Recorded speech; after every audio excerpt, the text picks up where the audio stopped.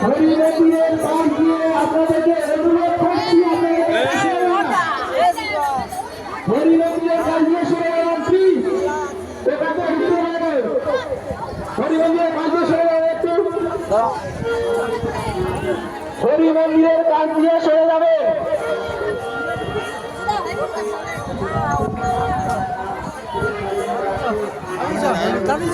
হরি মন্দিরের ওখানে দাঁড়াবেন না প্লিজ কেউ দাঁড়িয়ে থাকবেন না ওখানে হরি মন্দিরের ওখানে কেউ দাঁড়িয়ে থাকবেন না হরি মন্দির